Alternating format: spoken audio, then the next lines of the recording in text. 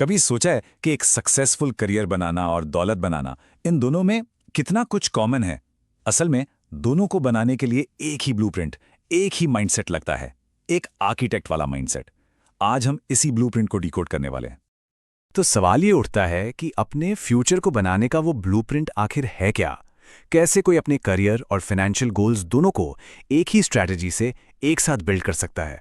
चलिए, इसी को समझते हैं। इसे समझने के लिए हम दो पैरेलल जर्नीज को फॉलो करेंगे।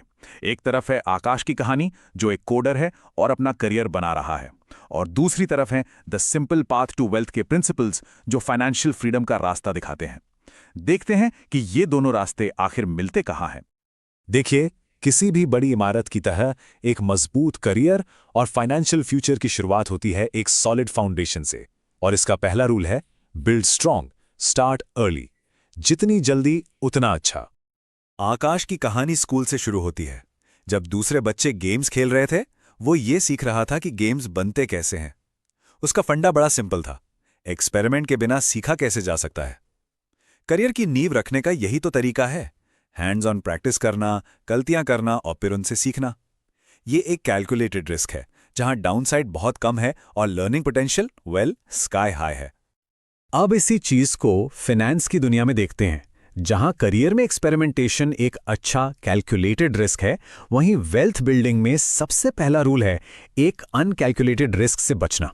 और वो सबसे बड़ा दुश्मन है डेट, यानी कर्ज। ये आपकी फाइनेंशियल आजादी को दीमक की तरह खा जाता है।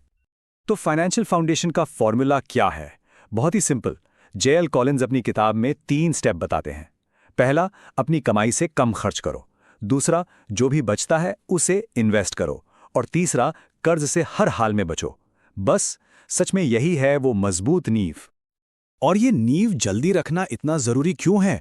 जरा इस स्लाइड को देखिए। यकीन करना मुश्किल है ना? लेकिन अगर कोई 25 साल की उम्र से इन्वेस्ट करना शुरू करता है, तो वो 35 की उम्र में शुरू करने वाले से 3 करोड़ रुपए से भी ज्यादा कमा सकता है। ये कोई टाइपो नहीं है। That is the power of starting early. ये है कंपाउंडिंग की असली ताकत। तो ठीक है, एक बार नींव मजबूत हो गई तो अगला स्टेप क्या है? अब उस पर मंजिलें बनानी है, मतलब अपने सिस्टम को स्केल करना है। और ये करियर और वेल्थ दोनों पर लागू होता है। आकाश ने अपनी इंटर्नशिप में सिर्फ मेहनत नहीं की, उसने एक सिस्टम बनाया। हर कोड को डॉक्यूमेंट करना, रीयूजेबल कंपोनेंट्स बनाना, टेस्टिंग को ऑटोमेट करना।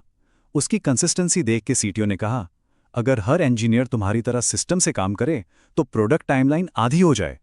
करियर में ग्रोथ का सीक्रेट यही सिस्टम है। अब फाइनेंस में कंसिस्टेंसी का क्या मतलब है?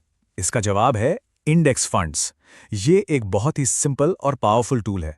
सोचिए, इसमें मार्केट के एक्सपर्ट्स को बीट करने की कोशिश नहीं करनी, बल्कि पूरी मार्केट की टीम पर बेट लगाना है, जैसे निफ्टी 50 में। इंडेक्स फंड्स काम क्यों करते हैं? क्योंकि एक तो इनकी फीस बहुत कम होती है, आपको एक्सपर्ट होने की कोई जरूरत नहीं, आपका पैसा ऑटोमैटिकली हजारों कंपनीज में डाइवर्सिफाई हो जाता है, और हिस्ट्री बताती है कि लॉन्ग टर्म में मार्केट हमेशा ऊपर ही गया है। यह वेल्थ बिल्ड करने का एक कंसिस्टेंट और स्केलेबल सिस्टम है। और हां, जब कोई सिस्टम स्केल कर रहा होता है तो मुश्किलें तो आती ही हैं। स्टॉक मार्केट में इसे कहते हैं क्रैश। लेकिन द सिंपल पाथ का रूल है मार्केट क्रैशेस डिजास्टर नहीं, सेल हैं। ये इन्वेस्ट करने का बेस्ट टाइम होता है, जब सब कुछ डिस्काउंट पर मिल रहा हो। तो अपने सिस्टम पर भरोसा रखो और टिके रहो। Don't panic, buy the dip. तो नींव बन गई, सिस्टम भी स्केल हो रहा है। अब आता है फाइनल स्टेज, आर्किटेक्ट वाला माइंडसेट। ये सिर्फ काम करने या पैसे बचाने के बारे में नहीं है, ये लॉन्ग टर्म विजन और कंट्रोल के बारे में है। आकाश की सोच में एक बड़ा शिफ्ट आया। वो खुद को सिर्फ एक फ्रेशर कोडर नहीं मानता था। उसके दिमाग में एकदम क्लियर था, मैं फ्रेशर नहीं हूं, मैं फ्यूचर सॉफ्टवेयर आर्किटेक्ट हूं। यह है आर्किटेक्ट वाला माइंडसेट। ये जानना कि आज जो बिल्ड हो रहा है वो कल की एक बहुत बड़ी पिक्चर का हिस्सा है। फाइनेंस में इस माइंडसेट का पैरेलल है द फ्रीडम नंबर। ये वो अमाउंट है जो फाइनेंशियली इंडिपेंडेंट होने के लिए चाहिए। ये एक क्लियर डिफाइंड गोल है। ये सिर्फ पैसा कमाना नहीं है, बल्कि ये जानना है कि आजाद होने के लिए कितना पैसा चाहिए। और अपना फ्रीडम नंबर निकालना बहुत आसान है। अपने महीने के खर्चे को 12 से मल्टीप्लाई करें। ये हुआ आपका सालाना खर्चा। अब उसे 25 से मल्टीप्लाई करें। जो फिगर आएगा वही है फ्रीडम नंबर। फॉर एग्जाम्पल, अगर किसी का खर्चा 50,000 रुपये महीना है तो उसका फ्रीडम नंबर है 1.5 करोड़। इतना सिंपल। चाहे तो पॉज करके सोच सकते हैं किसी का फ्रीडम नंबर क्या होगा। तो ज्यादातर लोग फेल क्यों हो जाते हैं? क्योंकि उनमें आर्किटेक्ट वाला माइंडसेट नहीं होता। वो कर्ज के जाल में फंसते हैं, सैलरी बढ़ते ही खर्चे बढ़ा देते हैं, जिसे लाइफस्टाइल इन्फ्लेशन कहते हैं। जल्दी अमीर बनना चाहते हैं, मार्केट क्रैश से डर जाते हैं, और सबसे जरूरी, डिसिप्लिन नहीं रख पाते। एक आर्किटेक्ट इन सब गलतियों से बचता है, क्योंकि उसका प्लान, उसका ब्लूप्रिंट क्रिस्टल क्लियर होता है। आकाश की कहानी और the simple paths to wealth दोनों हमें एक ही बात सिखाते हैं।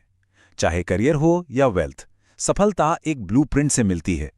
एक मजबूत नींव बनाओ, कंसिस्टेंसी से स्केल करो और एक आर्किटेक्ट की तरह लॉन्ग टर्म विजन रखो।